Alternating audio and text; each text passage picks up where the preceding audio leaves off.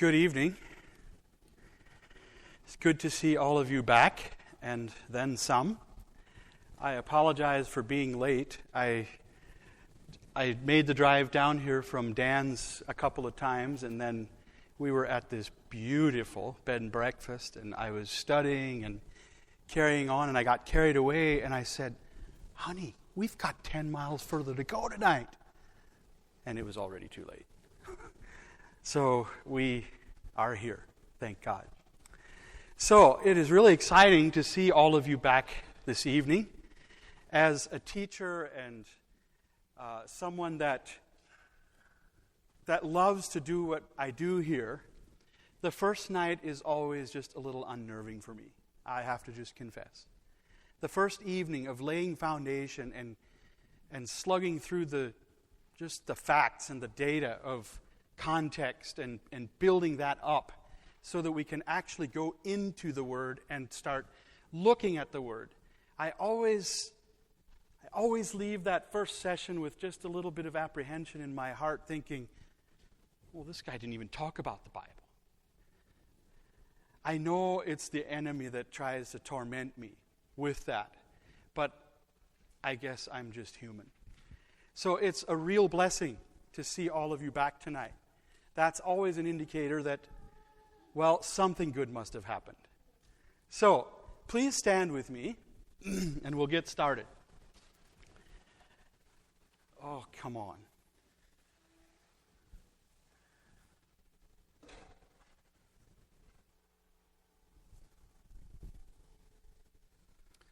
Okay. Last night, we started off with just a little bit of Hebrew. We'll do that again tonight. Tonight, I want to take a moment.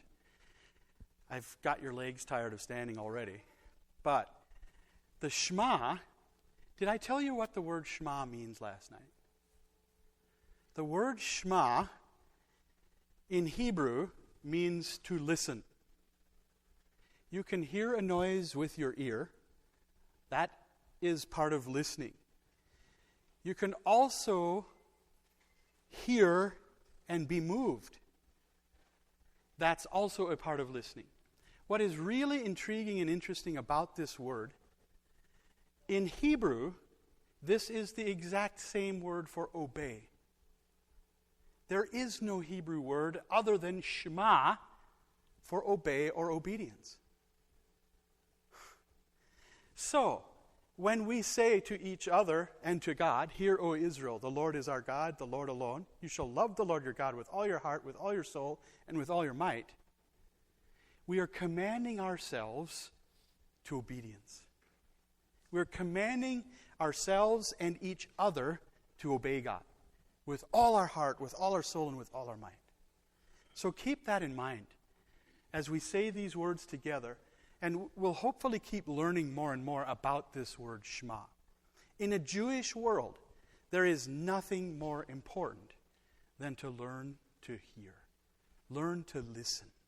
Shema. So here we go. Shema Israel. Adonai Eloheinu. Adonai Echad. Ve'ahavta et Adonai Elohecha, b'chol levacha, uv'chol nafshecha, uv'chol meodecha. Amen. Now let's do the English together. With all your heart. Hear, O Israel, the Lord is our God, the Lord alone. You shall love the Lord your God with all your heart, with all your soul, and with all your might. Amen. You may be seated.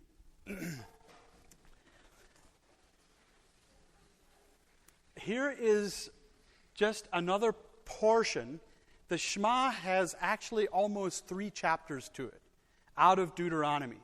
It begins with chapter 6, goes through all of chapter 6, and then there's parts of chapter 11 and most of chapter 11 and parts of chapter 17.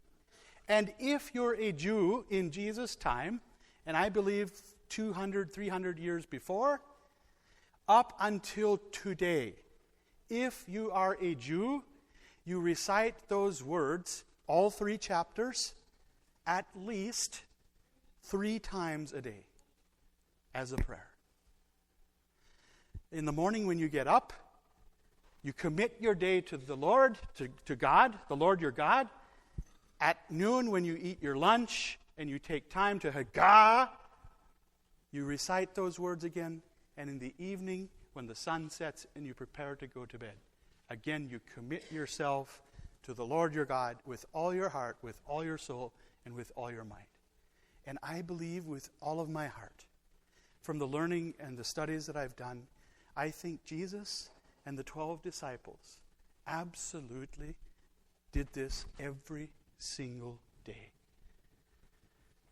That's why the Shema is such an important thing.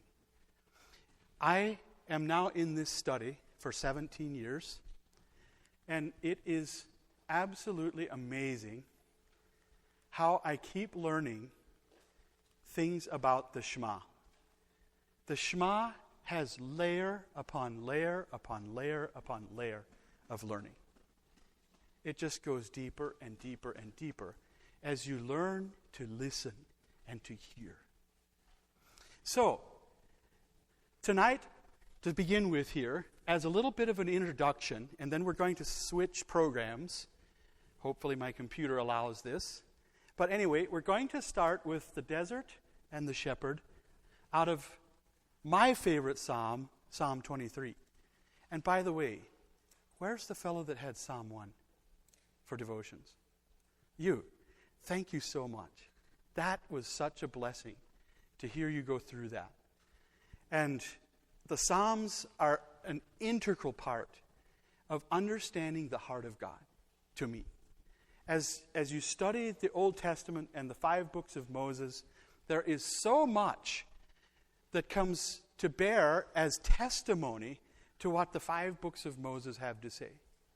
In fact, the sages of Israel in Jesus' day had all kinds of commentary written already about the Psalms and the psalmist bearing testimony on the 5 books of Moses. That's what the Psalms really are. They're the meditation and the worship and the praise of the shepherd of Israel, David. And so they become really, really important. And because they're written by a Jew, an Eastern thinker, a biblical man, a godly man, they are rich and full of picture, imagery. So I want to, as just a brief introduction, I want to go into the 23rd Psalm. I'm just going to skip that in the interest of time. So it begins, the Lord is my shepherd. Say, the Lord is my shepherd. Very good. Here is a long line of sheep. And this isn't a very good picture, but it's the best I could do. And up here is the shepherd. So here's the image. What is a shepherd? A shepherd is someone who cares for the flock. God borrows this image all through the Bible. And he likens humanity to sheep. Sheep are very, very needy, tender creatures. Has anyone in here ever had sheep? Okay. You did too. Very good. Am I right? Sheep are very needy creatures. Very tender, very skittish. A sheep will not lay down and rest unless there's no stress. A sheep will only lay down when it's secure and well-fed and in the presence of a shepherd. When it's used to being with a shepherd. Now, here in America, we buy 100 sheep and we run them off into the pasture. And you know what the shepherd becomes? The fence. The fence is a cold and cruel shepherd to a sheep. Because a sheep is a relational creature and wants to interact with the shepherd. That's why God borrows the image so prevalently all the way through the scriptures. So, The shepherd is the one that cares for the sheep. He nurtures them, he finds food for them, he finds water for them. And in the desert, there's no place that the sheep are more vulnerable than in the desert. But let's keep going here. So here's just another picture that I took of a shepherd with his flock. This particular flock has sheep up here and goats. Most of the time in Israel you'll see mixed flocks. The reason is goats find water very well. Goats keep easy. They eat all kinds of shrubbery and just trash. And sheep are much harder to feed good quality grass. And so it's up to the shepherd to make sure that he takes the sheep to good grazing ground. Here's a picture of a modern day shepherd. This girl is approximately 15 years old.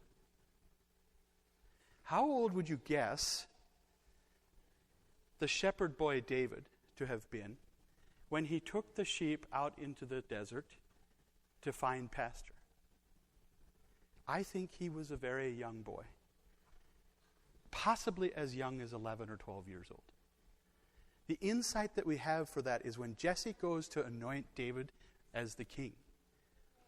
His father, it appears in the story that his father half forgets he even has David, because David is out in the wilderness with the flocks. And so we have insight there. In the culture, we know in extra biblical history that there's many records, of shepherds being very, very young boys and girls. Almost always, you'll see two shepherds. Here, right behind her, is another shepherd. The reason for this is, if this flock were to, or if this shepherd were to die, this flock, if she's the only person that has worked with that flock, you know what happens with that flock? If the shepherd dies, the sheep perish as well. My sheep know my voice, and they will not follow another shepherd. I wish I could show you somewhere in my stash. I have a video. 3-4 years ago, I had the opportunity to literally spend a day in the wilderness with a shepherd and his flocks. 24 sheep and 24 goats. And this was in the deep south of Jordan, the modern-day country of Jordan. I got to spend the entire day with this man. He was 22 years old. I could speak half a dozen words of Hebrew, and he could speak a half a dozen words of English. And a whole lot of motioning and carrying on and laughing, and we were able to communicate, and I was able to learn from him, and had an absolutely amazing day. So we took these sheep out in a place like this. And I'm going, what in the world are these sheep eating? They've got their head down, their mouths are moving, but I can't see anything. What are they doing? Are they eating rocks? Anyhow, noon comes along, and we come up over a knob, and just over the knob is a concrete tank, a square concrete tank. And the sheep all hurry up ahead of the shepherd, and I thought, I bet there's water here. Sure enough, on the other side where I couldn't see was a big, long trough.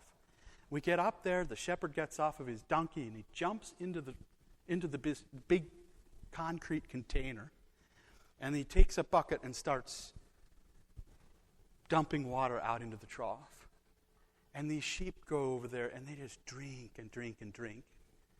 And they kind of start, after they're satisfied, they start drifting off, and they start laying down. And I'm standing there just absolutely intrigued. The goats are the most miserable thing you've ever seen. They are everywhere and in everything. All of a sudden, they're over in the shepherd's saddlebags that were laying on the ground, chewing on the leather of the saddlebags, and he'd go shoo them off, and then they'd come and drink, and they were all over the place. The sheep drank their water, got themselves satisfied, and then they all went over and started laying down. Nice, perfectly nice flock. Not all of them had bedded down. I hear a noise, and I look up from the direction we had come, and here comes another shepherd with a huge flock of sheep.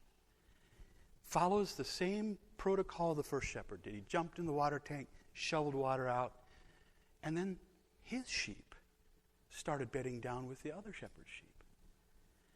Till it was all said and done, there were 6 different shepherds that showed up at that watering hole. And I'm going, how in the world? Every sheep looks the same here. How is this going to work? We laid there for an hour and a half in the shade. What little shade there was out there in the desert. And pretty soon, I noticed my shepherd starting to, like he sat up and he rubbed his face, and then he started a little fire and brewed himself some tea. And then he gave me some tea, and he drank some tea, and he started putting his stuff back in his saddlebags. And he saddled his donkey up. And then he motioned, come, let's go. And so we started off. And he starts making this clicking sound with his mouth. And he starts talking. It's all in Arabic. I can't understand a single word. And then he stops, and he's looking around. And I stood there wondering, what is he doing?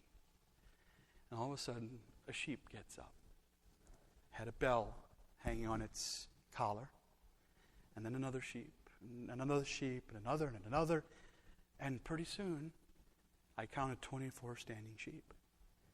The goats were all over the place. They were so miserable. At one point, he had to get up. The one Billy just had a terrible time with one of the nannies in the group.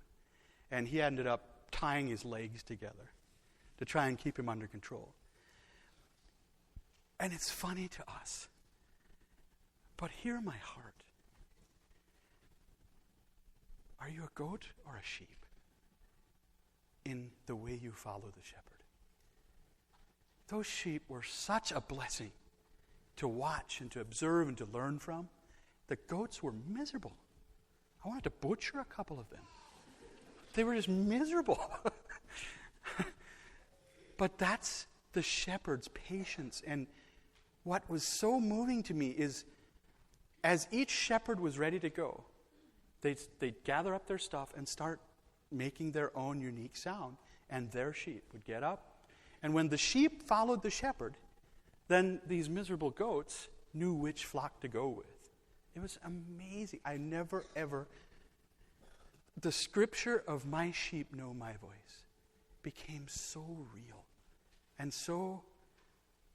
It was just such a powerful image to feel and to understand. And to realize that Jesus tells us those very words. I am the good shepherd. I love you and I want to talk to you. I want to engage with you. I want a relationship with you. I got to keep moving. I shall not want. This looks like everything there you need, right? Nice house, freeways. It's the desert. There is nothing there. How can the biblical author say, I shall not want, when this is where he lives? Out here in the desert, in this particular place, it's in the Negev, in the south of Israel. This is Abraham Country 101.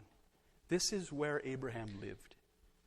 It rains maybe 1.5 inches to 2 inches annually. Right around sea level, 120 degrees every single day.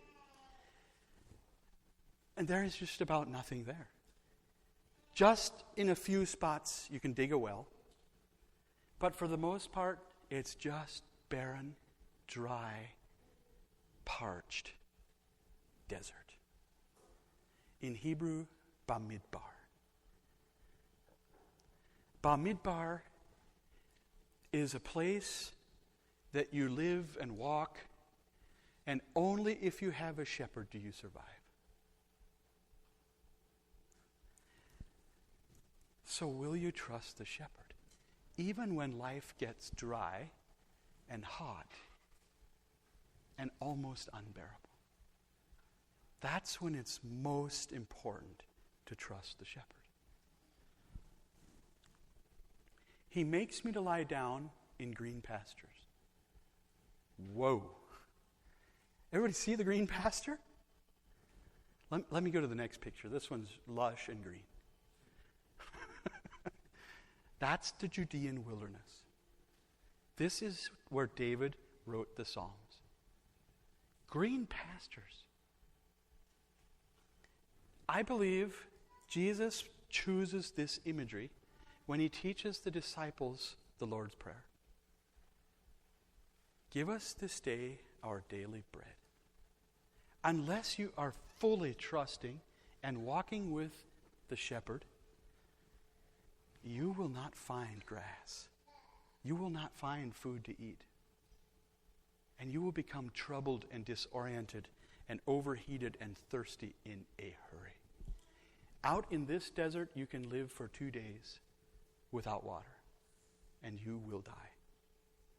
This desert here is called Yeshimon. Yeshimon has the picture, that's the Hebrew word. This is a much more severe desert yet. And Yeshimon carries the idea, if you aren't fully dependent, absolutely and trusting everything you have and are on the shepherd, it will chew you up and spit you out. There is no hope of survival here if you're not following the shepherd. When we take tours here, we'll take them out. I have never been in a place where it's so super quiet. I get the group, I say, stand in a comfortable position that you can stand for just a couple of minutes without flinching and without moving. And once the group is all settled down and everybody's super quiet, we just stand there. The silence is so intense, it almost roars. If you wait long enough, the silence becomes so intense, it's almost unbearable. That's how intense this desert is. The desert is not survivable unless you have a shepherd. So, I have a question. How is it the promised land? The land of milk and honey. That's what God calls this land. It's green pasture, and it's the land of milk and honey. I thought green pasture was belly-deep alfalfa. These nice big fields up along 200. I would guess here in another month or two they're going to be nice, lush green pastures, hay fields. That was my idea of green pastures. That's where I want to graze if I'm a sheep. But really, if we're completely honest with ourselves, how much of your life is belly-deep alfalfa, just the way you want it? Doesn't this image look a lot more like what life really is? Barren, often dry. You're different than I am if you don't have issues in your life that make you hurt. Maybe children that aren't shemaing, obeying. Maybe struggles with a spouse, struggles with parents. All kinds of struggles that come our way and they become an intense desert. Maybe cancer or sickness, illness, whatever it might be. Brothers and sisters, whatever it is, it's not God punishing you. It's God luring you to come and trust Him. This is God's land. He says in the text, the desert is my land. Pharaoh owns Egypt, and the desert is mine. Israel, the nation of Israel today, and in biblical times, is 80% desert. 80% of the entire Holy Land, the Promised Land, the land of milk and honey, is this. And that's where God took his people. Tomorrow evening, God willing, we'll look at the Exodus and how God took the people out, the Hebrews out of Egypt after 400 years. And we'll see how he took them through intense desert to teach them and to nurture them, to shepherd them, to humble them so he could feed them. It says in Deuteronomy chapter 8. My wife says I have to keep moving. This is a picture of a close-up, a really, really close-up of what is on that desert floor that the sheep are eating. This grass is a grass that wilts. When the sun hits it, it has a half hour and then it wilts and is brown and dead. So the shepherd has to know, he has to be able to know as the sun comes up which side of the mountain or the hill to begin grazing. Because the first place the sun hits, he wants to hit with the sheep first. So as the sun comes higher and higher, he can keep them in the shade longer and longer. By noon, it's right near the equator, so the sun is just hammering down, and by noon, the grass is done. The condensation from the desert cooling off at night and the warm air in the sky creates a condensation that gathers around these rocks and falls on the little bit of soil that's there. And overnight, these fresh blades of grass spring up about this long. It's not even a mouthful for a sheep. If you watch a flock of sheep, they're constantly moving, but they're just grabbing each little tuft as they go. And that's, I think, what Jesus was saying when he said, "Give us today our daily bread." And I think a better translation even, some English translations translate, "Give us today today's bread." Don't worry about tomorrow. Tomorrow has enough evil for itself. Follow me today, and I will feed you. Thus says the Lord, cursed is the man who trusts in man and makes flesh his strength, whose heart turns away from the Lord. He is like a shrub in the desert and shall not see any good come. Jeremiah 17:5 and 6. Let me show you the image of this text. Now, in English, we get, he is like a shrub. What do you picture when you think shrub?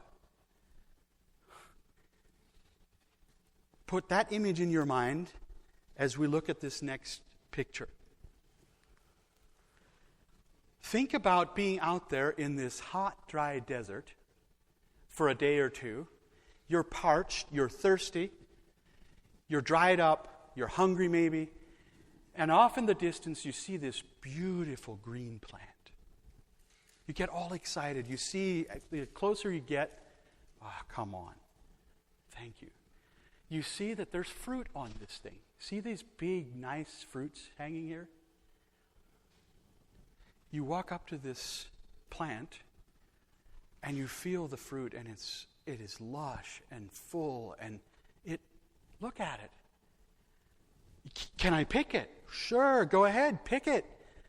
And I've watched this so often. It's one of my favorite things to do. People go up and pick one of those, and can we eat it? Sure, go ahead. Break it open and eat it. And with just brimming anticipation, people take it and go to break it open, and it goes poof. There's nothing in it. It's one little psh of air, and it's all over. Now listen to the text with that as the context. Cursed is the man who trusts in man and makes flesh his strength, whose heart turns away from the Lord. He is like a shrub, arara in Hebrew. Say arara. Arara. He is like a arara in the desert and shall not see any good come. if you were to be broken open and people could see inside, what is there? Cursed is the man that trusts in flesh. Who is your shepherd when you're in the desert? Are you a person that appears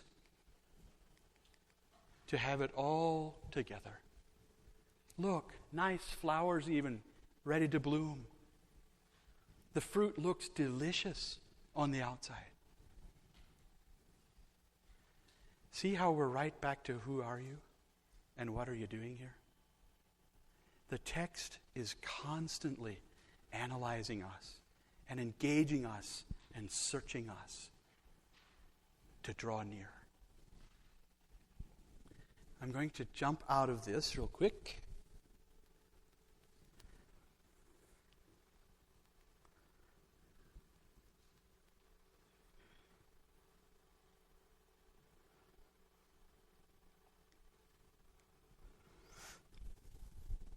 So I changed my mind on the way here, how I would begin. So we'll skip those first couple slides. I now want to take a look at a person in the Bible that we all know, Abraham. Abraham is a man that God makes a covenant with, a covenant between God and a desert-dwelling man. Who is this Abraham anyhow? Well, Abraham, we first meet him in Ur of the Chaldees. And for the sake of time, I'm going to skip all of who he was there. He was the son, according to the book of Jasher, he was the son of an idol-casting fellow in Ur. He was a very wealthy man, a rich man, and Abraham worked for his father. That was their trade, their craft, was casting idols out of metal. So God speaks to him and calls him out of Ur, and here I marked out the journey to Haran. 600-mile journey. With flocks and herds, sheep, goats, donkeys, camels. How fast did Abraham go? How did he go? I'm sure he loaded everything on goosenecks and away they went, right? Not 4,000 years ago.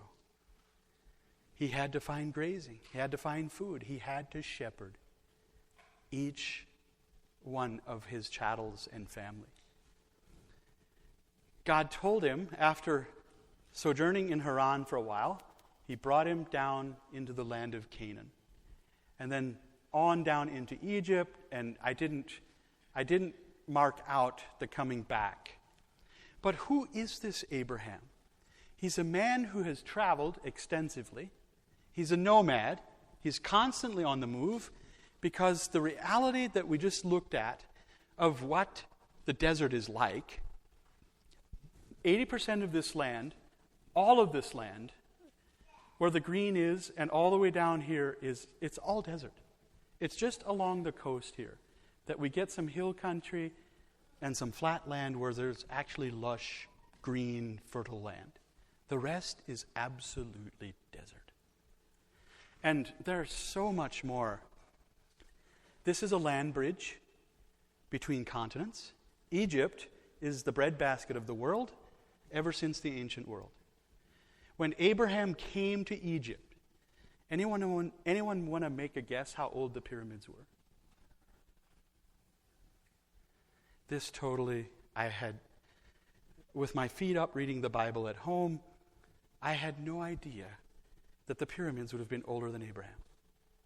Scholarship says when Abraham came to Egypt, the pyramids were 1,000 years old already. So there was a functioning, powerful empire in Egypt by the time Abraham came to Egypt. And he went there because of famine in the Promised Land, where God had told him to come. We are introduced to Abraham in chapter 12. Repeat these, or read this with me. I will make of you a great nation, and I will bless you and make your name great, so that you will be a blessing. I will bless them that bless thee, and curse them that curse thee, and in you all the families of the earth shall be blessed. Did you notice? So that you will be a blessing, and all the families on the earth shall be blessed. Not maybe. This is chapter 12, where we get, the end of chapter 11 is where we're introduced to Abraham and his family. We get just a couple of verses where they leave Ur, they go to Haran, and then God calls Abraham into a land that he does not know. And now we meet Abraham. And for the next about 7 chapters, the Bible deals with Abraham. And that's what I want to, in the rest of our time here together, I want to show you what God did with and for Abraham. Now remember, the context here is Abraham is a desert dweller. He's constantly on the move because he has great big herds and flocks that need to be fed. Famine strikes, so he moves off to Egypt to find food. He's constantly moving because of the need for food. Abraham also, when he comes into the land, this is what he comes to. He's used to desert. So Abraham went, and this is where he came to. Now, this land was overrun with greedy, tyrant, city-state kings. Think Wild West, California, 1849, gold rush. Think how unsettled and how wild and crazy the Wild West was back in the mid-1800s. That's what you have in the land of Canaan. The land of Canaan is full of city-states that Joshua, later on, is called on to conquer. Most of these guys, well, I'm getting ahead of myself. Abraham is called to go to Canaan. In chapter 12, just a little bit further on down, he comes to Shechem, and there at Shechem, he builds an altar. Why would a man build an altar? I always thought to worship. Well, that's part of it. But in the ancient world, in Abraham's world, to build an altar is to worship his God, but it's also to call out the surveyor company and say, mark this off for me. Shechem, we have extra biblical history that says Shechem was a powerful city-state kingdom. It was a large walled city. And the Bible actually tells us, because you remember how Jacob's sons go in and kill the king of Shechem's daughters, because he's trying to get them to intermarry with Jacob's sons. And they say, nothing going on here, and they go in, and they don't act the way God would want them to act. But it gives us insight of what the city of Shechem actually was. And we have archaeological ruins there. I should have stuck it in here, but I didn't think that far. But anyway, so Abram comes to Shechem, and there he builds an altar and says, this is now mine. So who is this Abraham? How can he just come in and say, this is mine? Well, God told him to. Yeah, he did. But it's obvious that Abraham interacts with the king of Shechem and makes a deal with him. Abraham, remember, just a little bit further on in the story, something happens with Abraham's nephew, Lot. And Abraham has to go on a mission. What does he have to do? Remember the story?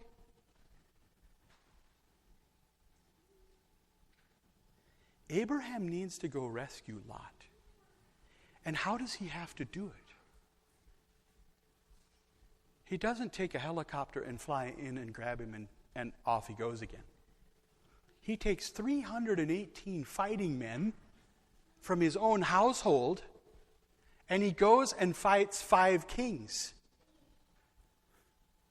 And he defeats them.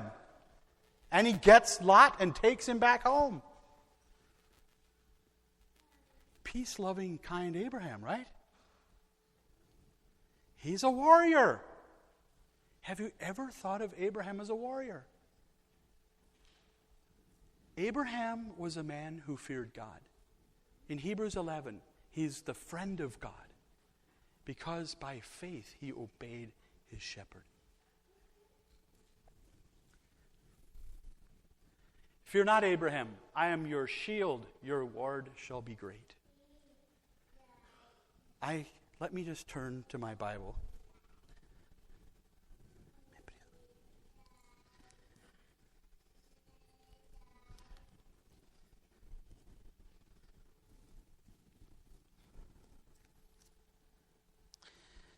After these things, I'm reading in Genesis chapter 15, verse 1.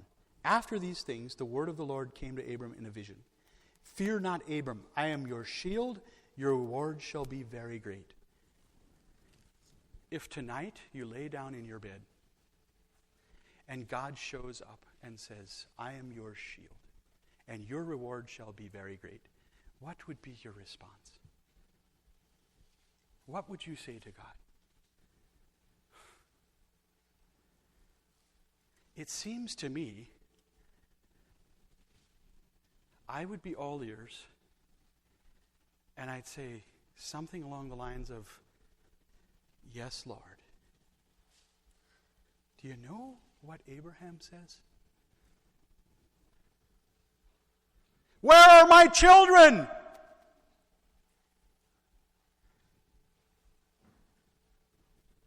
Wow. God comes to you tonight and says, I am your shield.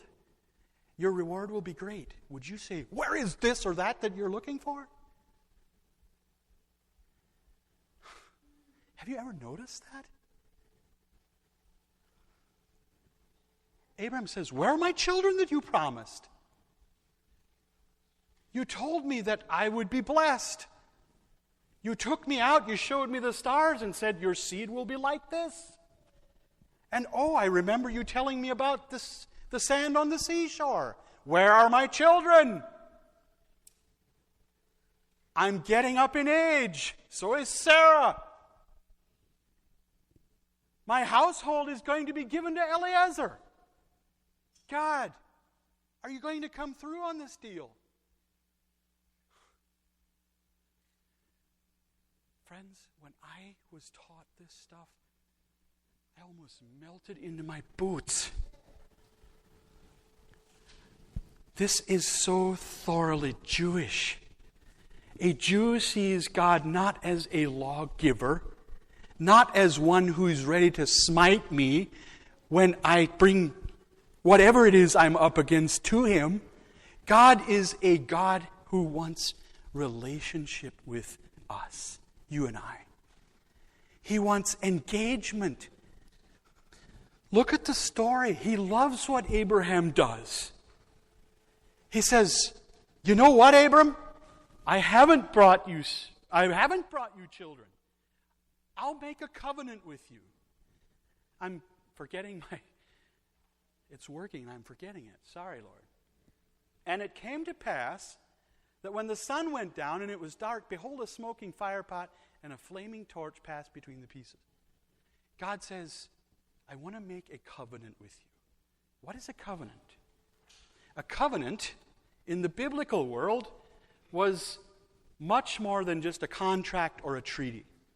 A covenant was an agreement by two parties, always a greater party and a lesser party. Guess who set the parameters for the covenant? The greater party always made the rules, the parameters for the covenant. Who's the greater party here? God or Abram? It's not a trick question. God is obviously the greater party. God says, I want to make a covenant with you, because a covenant at its core, at the heart, a covenant is relational. I want to make an agreement with you, and this agreement will be for life. In fact, it'll be for eternity. I will give you children and inheritance, and I will give you the land which your feet stand on. He promises Abraham children, he promises him nations, and he promises him a king. We know that king as Messiah Jesus. 4,000 years ago, God picked a desert-dwelling man who knew the struggles of trying to survive in that barren, dry place. And he said, he rescues this man out of idol-worshiping, absolute paganism, and says, Abram, walk with me. Listen to me. Shema with me. And he says, I want to make a covenant with you. I want to be in relationship with you. And I just want to turn back to the scripture.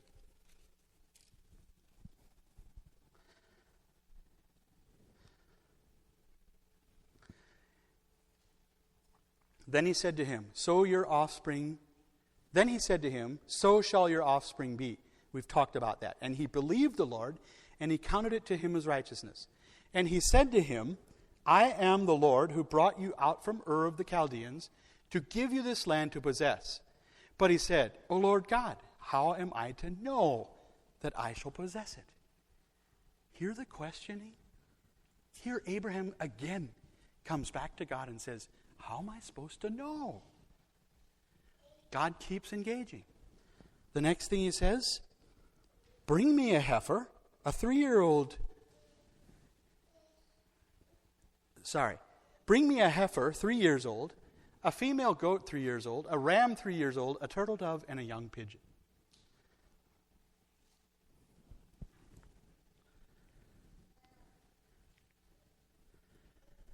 Do you know what it says, the very next line?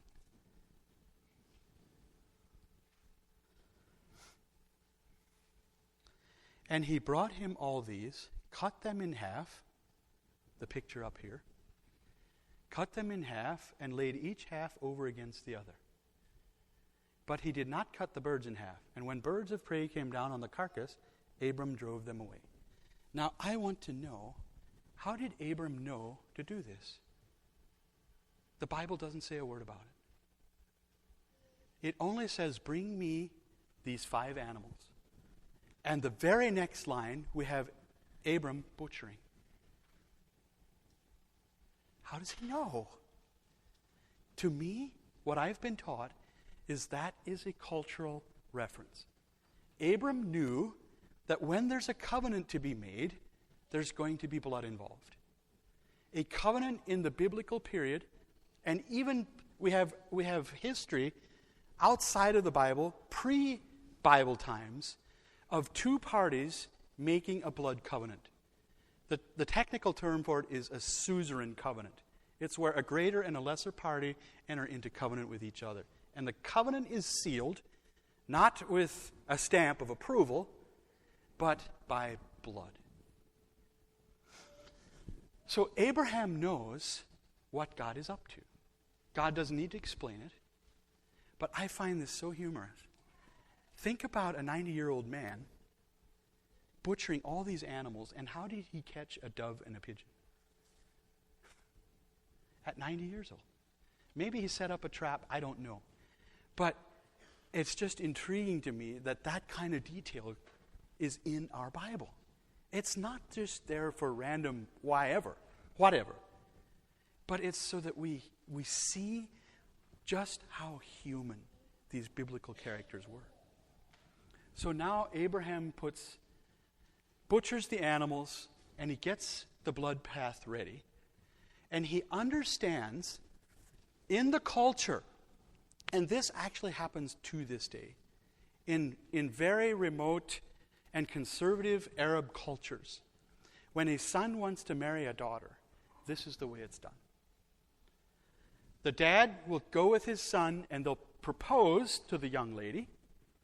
And if the young lady says yes, the father will go out, grab a young goat, a year-old goat, bring it in, and in the presence of the father and the son and whoever they brought along, and and the girl's family, they'll slaughter the goat, collect the blood, and then once they've collected the blood, usually what they do today is they'll hollow out a place in the ground, in the dirt.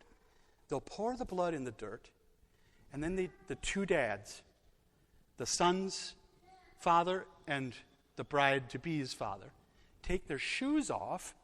First, the greater party, the father of the son. And this is all after they've agreed on a dowry and a bride price and all of that.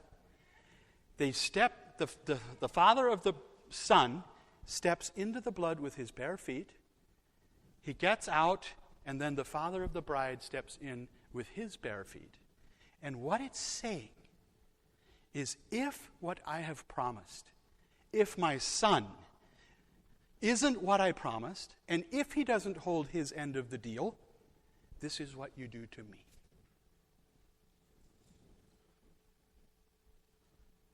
I think the story in Genesis 15, Moses has butchered the animals, and then we have a really weird happening. Abraham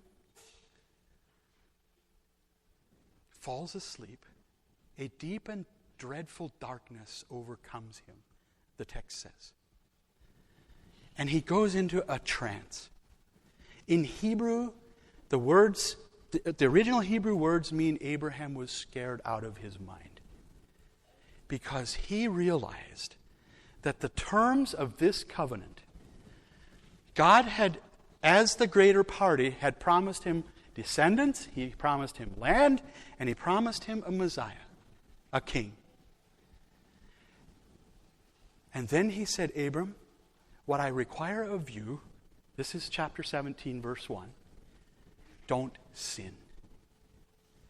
Walk before me righteously. And in this moment, when he had the butchering done, a deep, dark, dreadful sleep overcame him. And I think in the trance that he went into, the reason he went into the trance is the fear of recognizing that there is no way that I can step into that blood and not lose my life. Because I'm a human being and I am not able to live without sin. So he falls into this trance. And when he's in that trance, the sun sets, the sun went down and it was dark. Behold, a smoking firepot and a flaming torch pass between the pieces. What in the world? Remember, we're looking for pictures. Whenever smoking firepot, whenever, these are two symbols that show up. What do you think of when you think fire in the Bible? Anyone? Any guesses? I'll give you a hint. Think burning bush. When there's fire in the Bible, it's God that's showing up. Proverbs 31 says, a godly woman will not let her fire pot go out. What about the tabernacle? In Leviticus, we read that the fire must burn day and night. Why? It's the very presence of God. God shows up in fire. We know the story of Aaron's two sons that offer strange fire, and fire comes out and consumes them. Fire in the Bible is always indicating the presence of God. Think fire and Jesus. John chapter 20. Jesus builds a campfire on the seashore of the Galilee. Peter has, in his distress, said, I'm going fishing. I can't handle this stuff anymore. And in the morning, as the sun's coming up, all at once there's a man on the beach with a fire going. And he says, friends, have you caught anything? And I think Peter knew instantly, and John, who the man on the beach was. Because of Jesus building a fire at that time of the morning. a flaming torch and a smoking fire pot are two symbols of God coming and saying, in effect, Abram, I know that you cannot live before me sinlessly. And I think in that moment, God sentenced Jesus Christ to death. I can see Jesus in heaven watching God interact with Abram making this covenant and realizing that what God is telling Abraham, and as he passes through the blood, Jesus realizes that what his father has just said is, you know what, Abram? I know you can't live sinlessly. But because I love you so much, I give you permission to slaughter me for your sin. Think about it. What happened 1,350 years later? God was hung on a cross, and man murdered him. And he gave his life, sealed the covenant with blood out of his side for the forgiveness of your and my sin.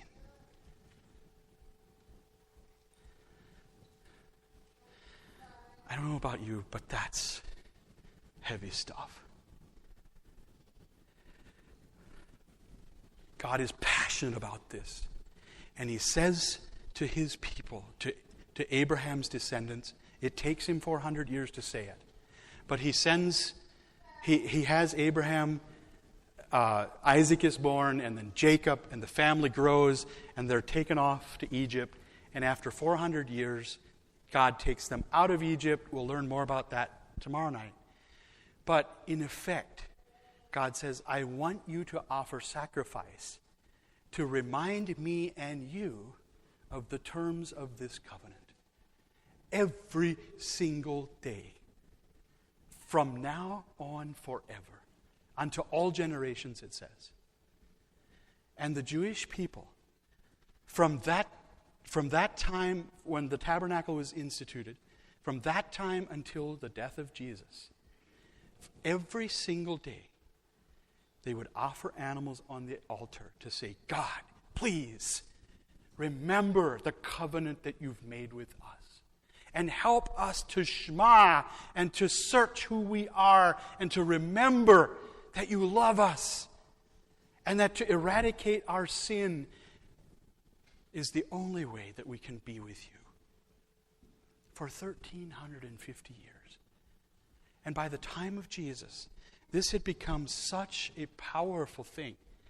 Every morning at 9 o'clock and every afternoon at 3 o'clock. A lamb was slaughtered, the blood was collected and thrown up against the altar, and then placed on the altar, burned as a sacrifice to God. And in that ancient world, God had asked for his people to sound the shofar at 3 o'clock in the morning and at 9 o'clock in the morning and 3 o'clock in the afternoon. And this is what you would have heard.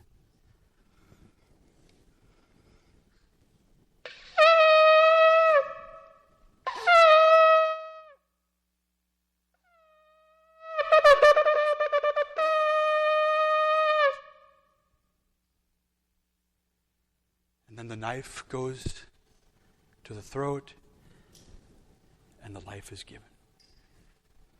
For 1,350 years, less the captivity, they fell away and were carried off to Babylon. And for 70 years, there were no sacrifices.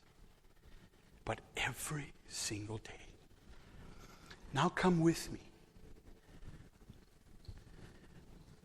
1,350 years after this first sacrifice was made, where the covenant was sealed in blood, in the city of Jerusalem, there was a day when a sacrifice was made like every other day. It was a day that had two things different than any other of these days. This day, the city was packed with people wanting to bring sacrifice. It was Passover in the first century. The city had, Josephus says, up to close to 1 million pilgrims that had brought their sheep and goats and whatever they could afford to make an offering. That morning, as the priests were ready to slaughter the lamb, there was a hillside just outside of the city. And there on the hillside were 3 men on 3 crosses. It was 5 minutes to 9. Then it was 9 o'clock. And 3 men were nailed on crosses. They hung there, and it got strangely dark that day. Things happened that were out of the ordinary. At 3 o'clock,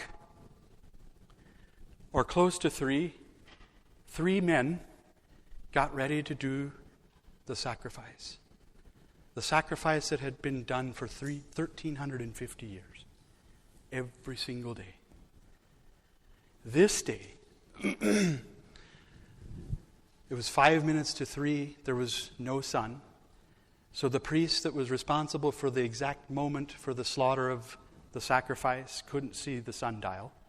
So he had an hourglass. And he'd turn it. It was 5 minutes to 3. It was 4 minutes to 3. And 3 minutes to 3. And then it was 3 o'clock.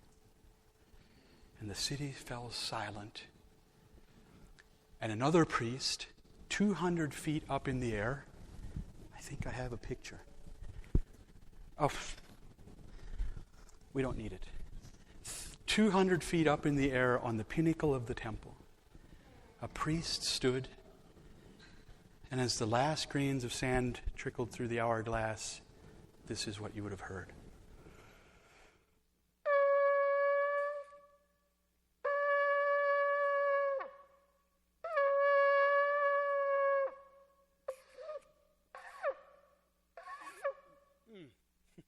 My lips are drying out.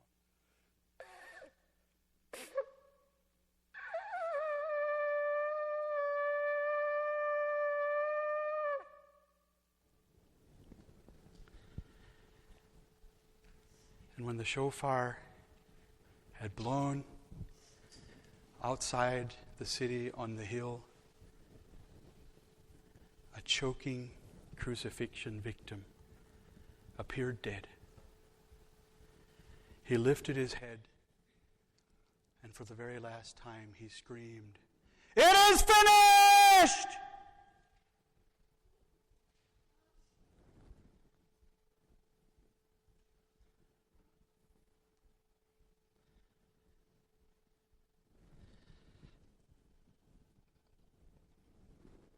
I don't know about you, but to me, that is one incredible story. Right on the minute, Jesus gave his life to say, "You're forgiven." That is love. That's the story that God is trying to communicate to man in this Word of God. His word is, "I love you. I love you so much. I'm willing to come and become like you and die for you."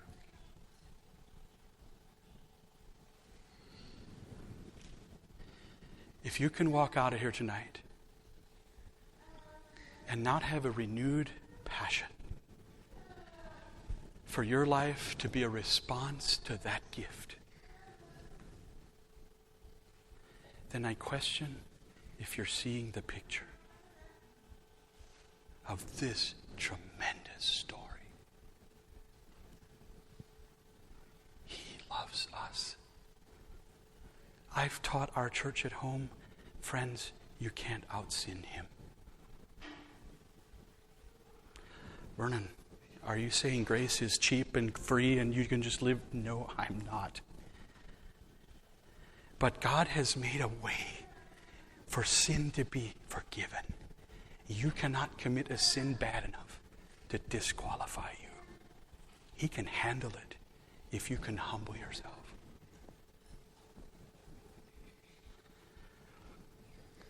God bless you. I don't know who I'm turning the time over to. You? Thank you.